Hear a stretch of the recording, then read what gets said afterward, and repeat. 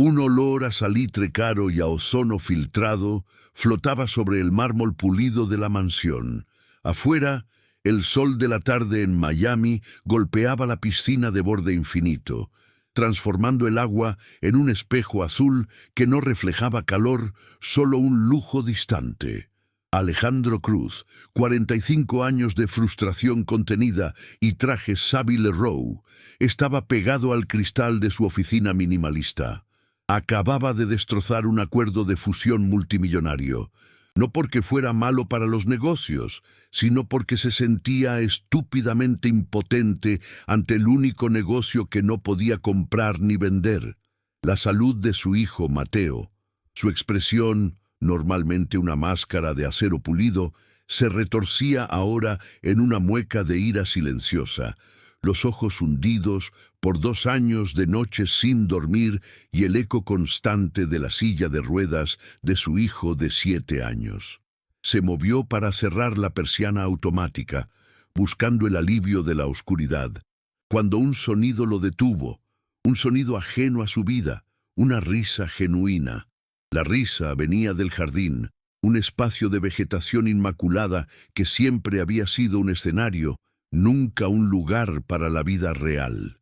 Era la risa de Mateo, su hijo, un sonido que había estado extinto de la casa desde el accidente que lo había postrado 2 años antes.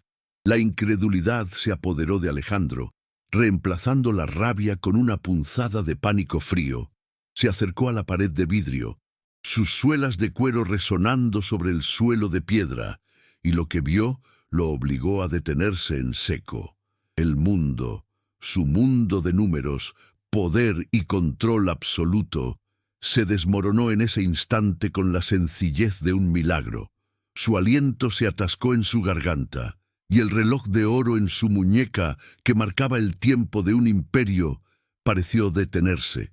Allí, bajo el sol implacable, estaba Mateo. Pero no estaba sentado. Mateo estaba de pie. Sus piernas, que el ejército de médicos de élite y el dineral gastado habían declarado inútiles para caminar, estaban firmemente plantadas en el césped. Sus pasos eran lentos, temblorosos, un esfuerzo monumental, pero eran pasos. Mateo se sostenía no de un aparato ortopédico de titanio, sino de las manos de Sofía, la mujer que limpiaba los baños, planchaba sus camisas y preparaba las comidas, la empleada que él apenas había notado. Ella no llevaba una bata de médico, sino su uniforme sencillo, el cabello castaño recogido en un coque humilde, pero sus ojos azules brillaban con una concentración y una dulzura que superaban a cualquier doctor que hubiera pagado.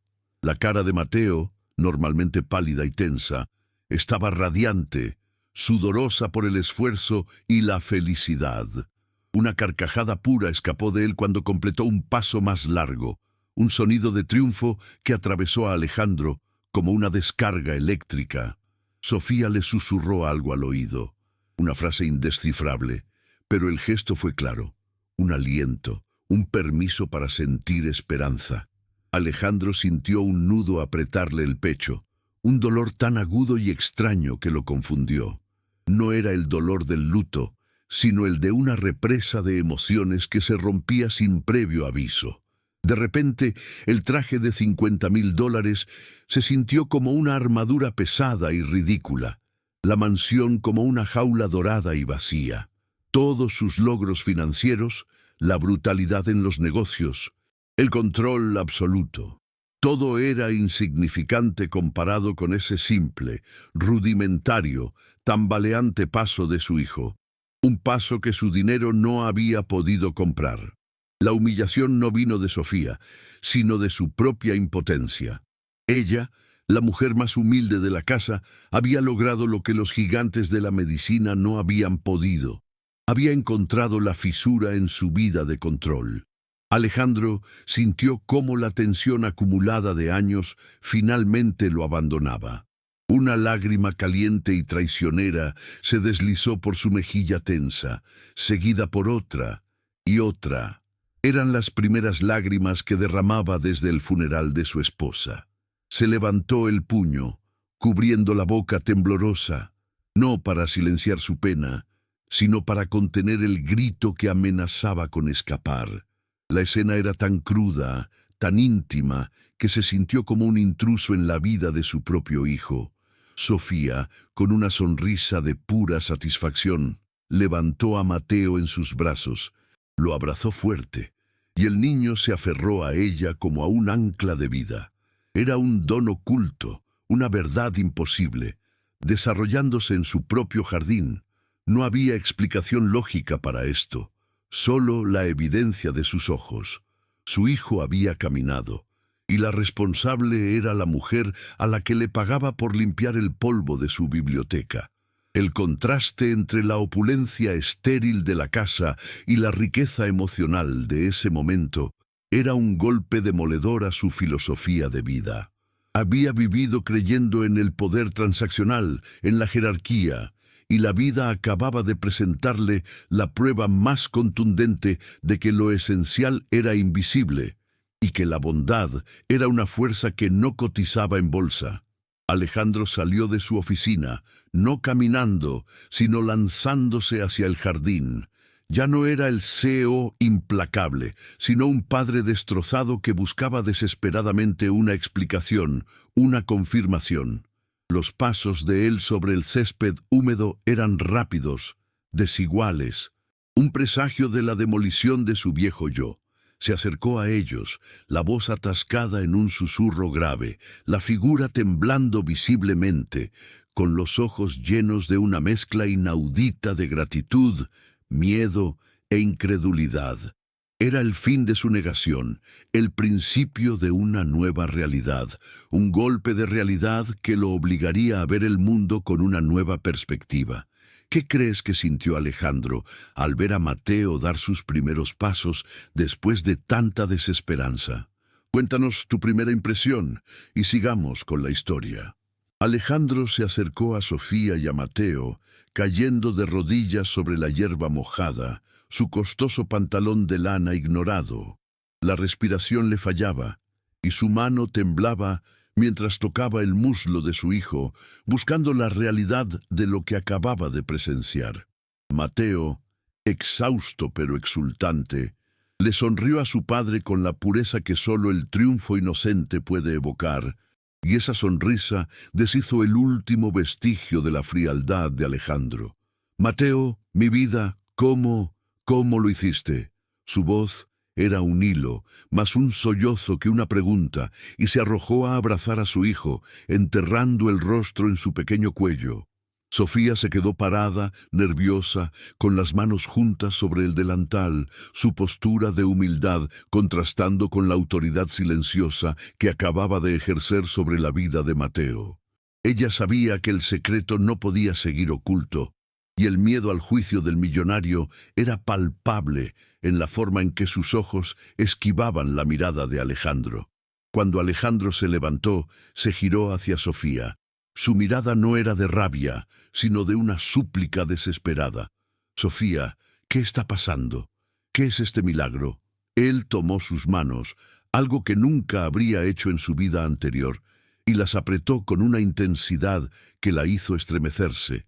Sus manos, que normalmente solo tocaban informes financieros y cristal frío, ahora sentían la aspereza de las manos de Sofía, manos que curaban. Ella suspiró profundamente, la decisión de la verdad brillando en sus ojos azules. «Señor Cruz, yo solía ser fisioterapeuta pediátrica, de las mejores, me atrevo a decir. Perdí mi licencia y mi carrera hace 2 años por denunciar un hospital. Pero yo vi lo que sus médicos no vieron. La lesión de Mateo no era total. Era una compresión parcial, mal diagnosticada. Solo necesitaba el trabajo adecuado, constante y mucha fe. Empecé a hacerlo en secreto, después de terminar mis labores. No podía quedarme mirando cómo se marchitaba». Sofía comenzó a contar su historia con una voz tranquila y clara, revelando su pasado. Había dedicado 10 años de su vida a la rehabilitación infantil. Su don era casi intuitivo para la anatomía y el alma de los niños. 2 años atrás, en un prestigioso hospital en Chicago, parte de una red que competía con la de Alejandro, ella había alertado sobre un error de diagnóstico que resultó en la parálisis de una niña pequeña. En lugar de ser escuchada, fue silenciada por la corporación. La atacaron, la acusaron de negligencia y, usando su poder, lograron que perdiera su licencia y su carrera. De la noche a la mañana, la brillante especialista se convirtió en una paria, forzada a la servidumbre para sobrevivir y mantener a flote a su familia. Todo mientras mantenía intacta su pasión por curar. Necesitaba el trabajo, y no podía permitir que Mateo viviera una mentira. Vi su potencial, señor. Era una injusticia para él, confesó, su voz apenas un susurro. El silencio que siguió fue denso, cargado de la revelación del sufrimiento y la injusticia. Alejandro, que vivía en un mundo donde el dinero compraba el silencio y la conveniencia, estaba confrontando la cruda verdad de la corrupción y el talento aniquilado. Él pensó en los $3 millones que había gastado en especialistas, que se encogieron de hombros, en los viajes a clínicas europeas que no dieron resultado. El cinismo que lo había caracterizado se desvanecía ante la integridad de Sofía. Vio el mismo sistema despiadado que él había utilizado en los negocios, actuando para destruir a una mujer inocente. La rabia, que antes era superficial, ahora era profunda.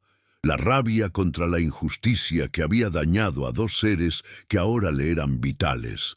Esa noche, el frío metal de la mansión se calentó por una conversación que duró horas en la cocina. Mateo dormía, exhausto, y Alejandro escuchaba los detalles del calvario de Sofía. Ella le mostró videos cortos de su trabajo secreto, los ejercicios graduales que realizaban en la privacidad del anochecer, la forma en que ella usaba el juego para estimular músculos que otros daban por muertos. Él vio la paciencia, la dedicación, la esperanza inquebrantable en cada uno de sus movimientos. Alejandro, el hombre que solo confiaba en los números y los contratos, ahora confiaba en la fe de una ex fisioterapeuta que limpiaba sus alfombras. Se sentó a la mesa de mármol, sosteniendo una taza de café frío, y la promesa silenciosa se formó en su mente. Él usaría todo su poder para deshacer la injusticia, no por negocio, sino por gratitud y redención. Al día siguiente, los obstáculos externos se hicieron presentes con la frialdad de la burocracia. Alejandro convocó a su equipo legal, el abogado principal, un hombrecillo cínico llamado Herrera. Le explicó la dificultad.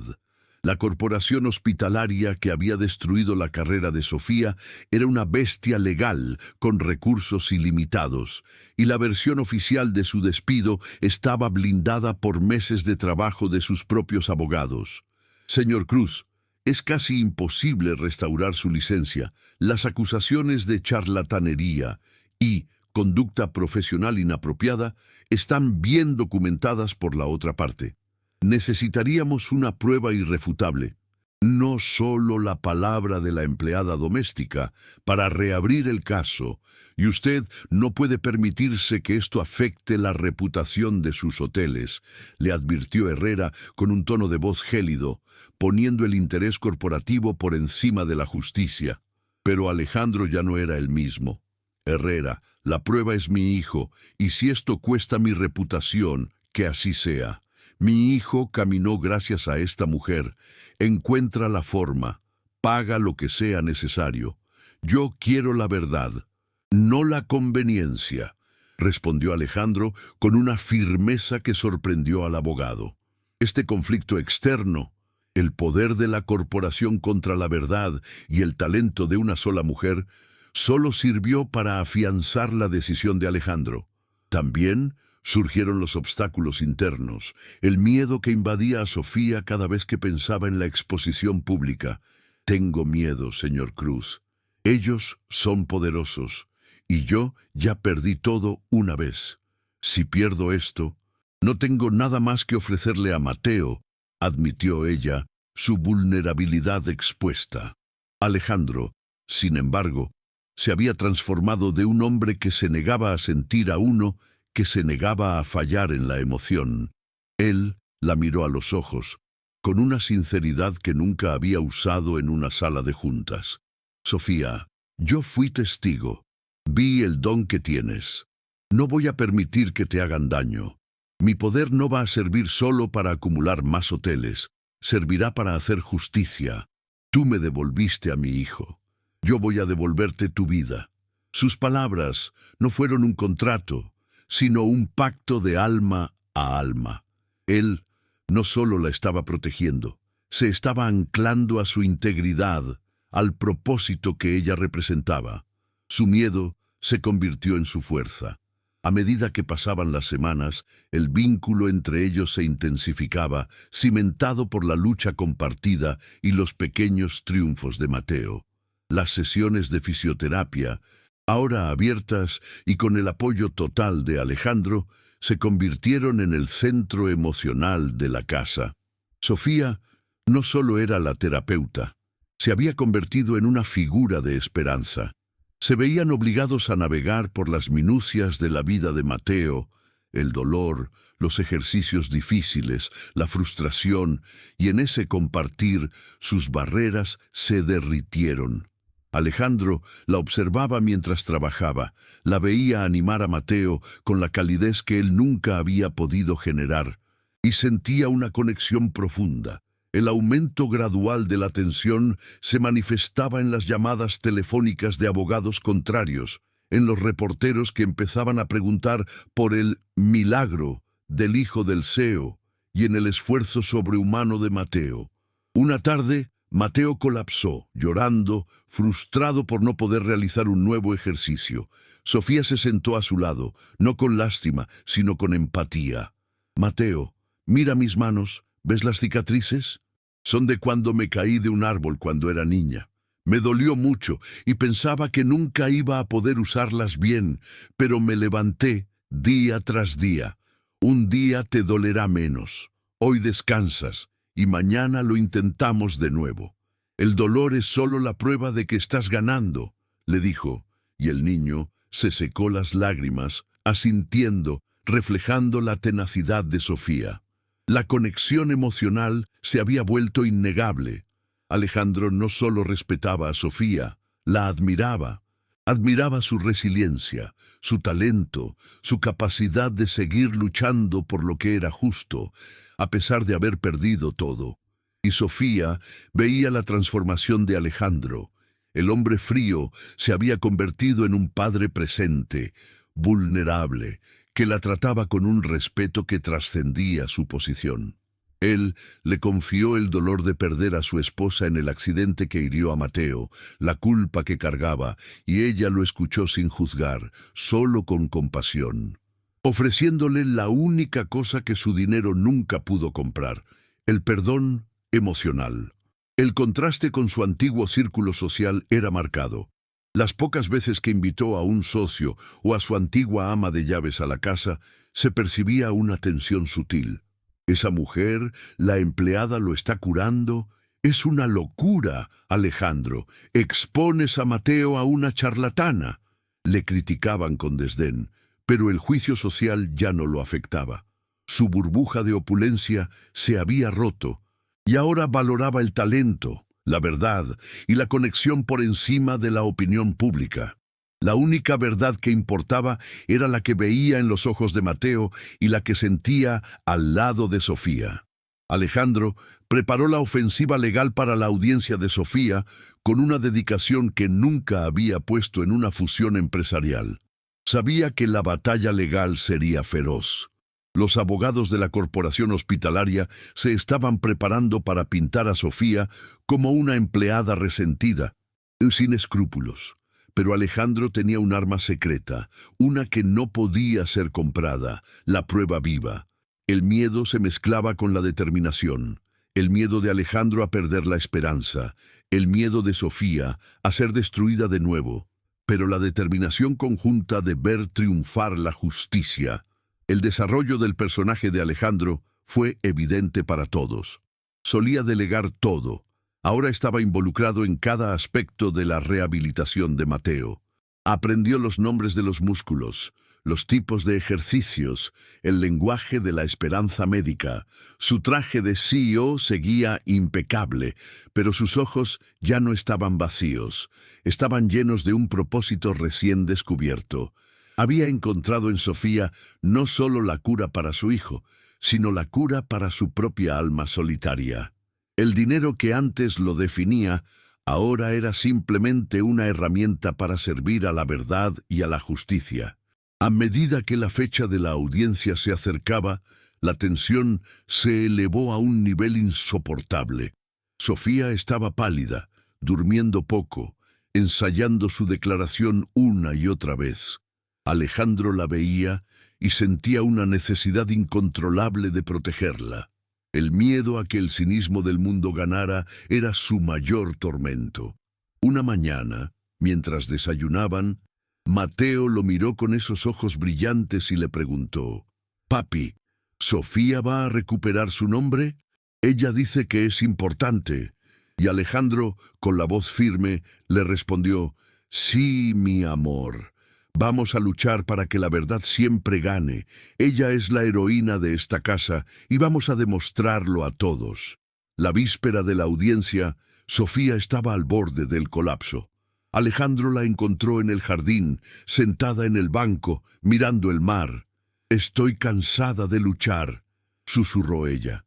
Él se sentó a su lado, sin decir nada por un momento, solo ofreciéndole su presencia.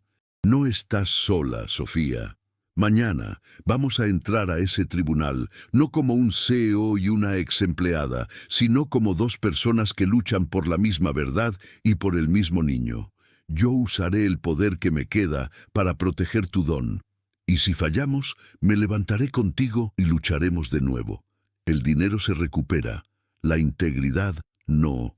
Su honestidad, su rendición de su propio cinismo, fue el último lazo que unió sus destinos, preparándolos para el momento decisivo.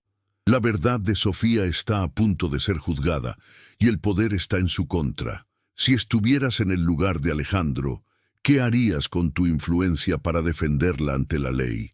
El día de la audiencia de revisión de la licencia de Sofía, la sala del tribunal en la ciudad parecía fría y hostil, llena de la formalidad opresiva de la ley. Sofía se sentó en silencio, vestida con su mejor ropa, pero con el peso de 2 años de injusticia en sus hombros. Los abogados de la poderosa corporación hospitalaria, elegantes y agresivos, se dispusieron a demoler su credibilidad.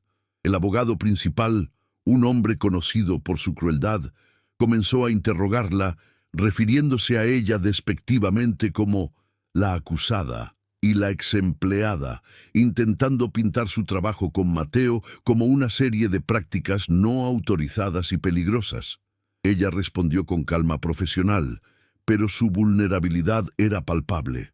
En ese momento decisivo, Alejandro no estaba.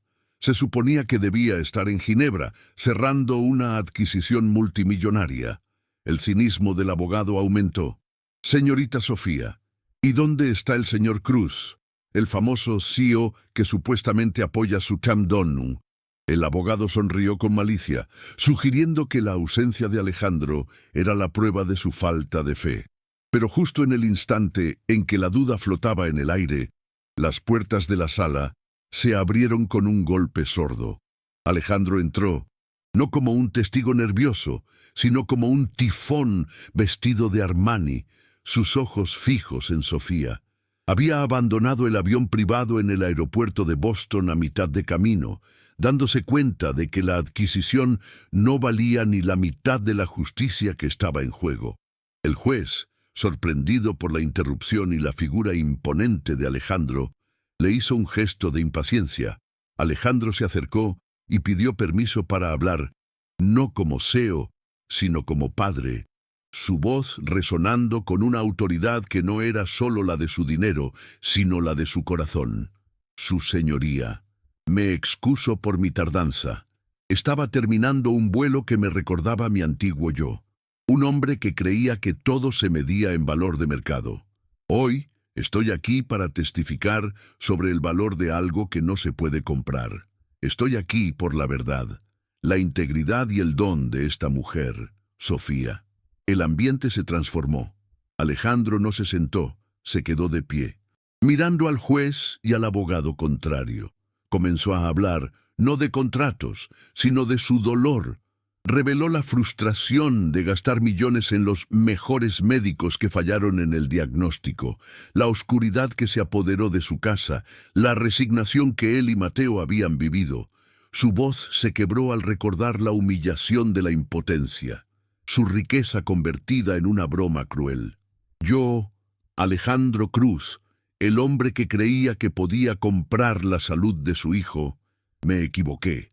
Me sentí impotente, traicionado por la medicina de élite que me vendió una mentira. Y en medio de mi vacío, Sofía, mi empleada doméstica, me devolvió a mi hijo. El clímax emocional alcanzó su punto máximo cuando el abogado contrario intentó interrumpir, acusándolo de sentimentalismo. Esto no es un melodrama, es un procedimiento legal, señor Cruz. Pero Alejandro no se detuvo. Su mirada fija en el abogado era la de un león defendiendo a su cría. Declaro que es un procedimiento legal, pero el núcleo de este caso es la injusticia que ustedes, los señores corporativos, cometieron contra una mujer con talento puro. Usaron su poder para silenciarla y para mantener oculta su incompetencia. ¿Quieren pruebas? ¿Quieren hechos? Alejandro hizo una seña a uno de sus abogados, quien activó una pantalla grande en la sala. Lo que se proyectó fue un video de alta calidad, no un montaje sentimental, sino una toma íntima de la rehabilitación de Mateo en el jardín de la mansión, el mismo lugar donde Alejandro lo había descubierto. El video mostraba la paciencia de Sofía, la técnica impecable, la alegría de Mateo, y terminaba con Mateo dando esos primeros pasos inciertos, el rostro radiante de triunfo. Un silencio absoluto cayó sobre la sala, interrumpido solo por el sonido ahogado de algunas personas que contenían el aliento. La imagen era la prueba irrefutable de un diagnóstico correcto y una terapia exitosa. Todo gracias a la mujer que había sido catalogada como una charlatana. Alejandro, con la voz cargada de una emoción que nunca antes se había permitido mostrar en público, continuó su testimonio transformador. Esta mujer no solo curó las piernas de mi hijo, curó mi cinismo, mi dolor y mi alma. Ella me enseñó que el verdadero poder no reside en el balance de cuentas, sino en la integridad y la compasión. Yo les pido, su señoría, que no solo le devuelvan su licencia, sino que le devuelvan su buen nombre, que fue robado por aquellos que no toleran la verdad cuando no está en su nómina. El abogado de la corporación, visiblemente nervioso, intentó un último ataque, argumentando que el progreso de Mateo era un caso aislado y que la evidencia de Sofía era insuficiente para rebatir las acusaciones previas. Fue entonces cuando Alejandro, con un gesto de pura determinación, se dirigió a la puerta lateral. Su señoría, he traído la prueba más irrefutable de todas. Entró Mateo, sentado en una silla de ruedas decorada con un lazo simple y brillante, flanqueado por uno de los asistentes de Sofía. El niño miró a su alrededor, sin entender completamente la seriedad del momento, pero sonrió. Sofía se acercó a Mateo con lágrimas en los ojos, su rostro lleno de esperanza. Se arrodilló, le susurró unas palabras de aliento y le dio una señal con la mano. En un momento de impacto indescriptible, Mateo se agarró a sus manos, usó toda la fuerza que ella le había enseñado a encontrar y se puso de pie frente al tribunal. Luego, ante la incredulidad de los presentes, dio 3 pasos titubeantes, 3 pasos gigantes de fe y esfuerzo, en el centro de la sala de justicia, directamente hacia su padre. Alejandro, incapaz de contener más la emoción, cayó de rodillas con las lágrimas corriendo libremente. No le importó su imagen, su estatus o el juicio de los demás. Corrió hacia su hijo, lo abrazó fuerte y luego, en un gesto de profunda gratitud y respeto, se levantó, se giró hacia Sofía y tomó sus manos. La escena era la representación del triunfo de la conexión humana sobre la frialdad corporativa. El juez golpeó el mazo, pero no para imponer silencio, sino para contener el estallido emocional de la sala. En ese momento se completó la superación de su dolor interno. Alejandro no solo había defendido a Sofía, se había defendido a sí mismo de la culpa y el cinismo que lo consumían. Había elegido la verdad y la vulnerabilidad en público, un acto que lo liberó de su jaula de oro. El abrazo entre padre e hijo, con Sofía como su ancla, fue la prueba más sólida de que la riqueza real no era la material. La verdad triunfó de la manera más emotiva. ¿Qué escena o frase te hizo sentir el impacto más fuerte de la transformación de Alejandro? El juicio había terminado. En una decisión que fue unánime y rápida, el juez dictaminó la anulación de la revocación de la licencia de Sofía. Su nombre fue limpiado de todas las acusaciones y el fallo incluyó una reprimenda severa a la corporación hospitalaria por su comportamiento antiético y encubrimiento. La verdad, finalmente, había prevalecido sobre el poder corrupto. Al salir del tribunal, Sofía, con la mano firmemente sostenida por Mateo y el brazo de Alejandro protegiéndola, ya no era la humilde empleada doméstica, sino una profesional con su integridad restaurada y un futuro prometedor. La resolución positiva de la historia se manifestó de forma inmediata y concreta en la vida de todos. Alejandro no regresó a Ginebra para cerrar el negocio. En cambio, destinó la considerable suma que iba a invertir en la adquisición de hoteles a un nuevo y ambicioso proyecto. 2 meses después, en un barrio de bajos recursos en las afueras de Miami, se inauguró la Clínica Cruz Sofía, un centro de rehabilitación pediátrica de vanguardia, diseñado para ofrecer atención de excelencia a niños, independientemente de la capacidad financiera de sus padres. Sofía fue nombrada directora ejecutiva de la clínica. Su talento, que una vez fue silenciado por la injusticia, ahora era la fuerza motriz de una institución dedicada a la compasión y a la excelencia. Llevaba una bata de médico, con el mismo brillo en los ojos, pero con una nueva autoridad y seguridad. Alejandro se había apartado de las operaciones diarias de su red hotelera, delegando la mayor parte a su vicepresidente, y se dedicó de lleno a la fundación de la clínica, encontrando en la filantropía un propósito mucho más profundo y satisfactorio que cualquier ganancia empresarial. La casa que antes era un monumento de frialdad minimalista se transformó en un hogar. Las risas de Mateo, que ahora caminaba con confianza, con solo una pequeña cojera que se desvanecía, resonaban por los pasillos. Ya no era un niño confinado, sino un explorador, un niño feliz. La relación entre Alejandro y Mateo se profundizó. Las sesiones de terapia habían sido reemplazadas por juegos en el jardín, y la comunicación, antes tensa y distante, ahora era fluida y llena de afecto. Alejandro finalmente había aprendido a ser un padre, no un proveedor ausente.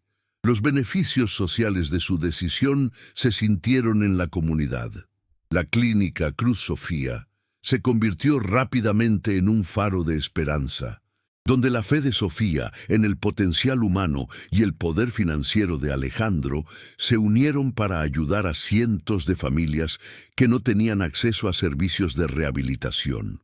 El sistema de justicia, desafiado por la perseverancia de un padre y la integridad de una mujer, había sido forzado a rendirse ante la verdad, y ahora ese triunfo se extendía a la vida de otros. La nueva filosofía de vida de Alejandro era evidente en cada una de sus acciones. El hombre que una vez solo valoraba las propiedades y el capital, ahora hablaba de capital social y retorno humano. Descubrió que la mayor rentabilidad no se mide en dólares, sino en el número de sonrisas genuinas que podía generar. Su traje, aunque seguía siendo caro, ahora lo llevaba con una ligereza que reflejaba la liberación de su carga emocional. El dinero no era la cura, sino la herramienta para que la cura y el don de Sofía florecieran. Sofía, por su parte, demostró que la humildad y el talento son una combinación imparable. Aunque se había convertido en una figura pública en el mundo de la filantropía médica, conservaba su sencillez, asegurándose de que la clínica operara con la misma calidez y empatía con la que había cuidado a Mateo. Ella había recuperado su carrera, pero lo más importante, había restaurado su fe en la justicia. Una tarde, mientras observaba a Sofía interactuar con una niña pequeña en la clínica, Alejandro se dio cuenta de la magnitud de su propia transformación. Antes se habría preocupado por el rendimiento de una acción. Ahora se preocupaba por la calidad de vida de una niña. Él se acercó a Sofía y le dijo con una voz suave, cargada de todo el sentimiento que había reprimido durante años: «Me salvaste a mí, Sofía, no solo a Mateo. Yo era el verdadero paralítico en esta casa, paralizado por mi dolor y mi ambición equivocada». La conclusión moral de la historia era ineludible. La verdadera cura y el milagro no vienen de la billetera o del estatus, sino del talento puro, de la integridad que resiste la injusticia y de la capacidad de un ser humano para ver y honrar el valor de otro. La conexión humana, la fe y la compasión habían triunfado sobre el cinismo, la burocracia y la riqueza material. El desinterés y el altruismo se habían convertido en el nuevo núcleo de la vida de Alejandro. No se trataba de caridad, sino de inversión en humanidad. Había aprendido que el poder solo tiene significado cuando se usa para proteger a los vulnerables y restaurar lo que es correcto. Su viaje, de CEO implacable a benefactor compasivo, sirvió como un recordatorio para todos los que lo rodeaban de que es posible cambiar, de que la vida siempre ofrece una segunda oportunidad para encontrar el verdadero propósito. La reconciliación familiar no fue solo entre padre e hijo, sino también la creación de una nueva familia basada en el respeto mutuo y el afecto profundo entre Alejandro y Sofía. El futuro que antes era un túnel oscuro de dolor, ahora se extendía ante ellos como un horizonte luminoso lleno de posibilidades. Se habían encontrado en el punto más bajo de sus vidas y juntos se habían levantado. La historia de Alejandro y Sofía nos demuestra que el verdadero milagro está en la capacidad de amar y de hacer justicia. Si esta historia te llegó al corazón, ¿qué acto de bondad te inspira a hacer a partir de hoy? Deja tu comentario y comparte esta historia de superación.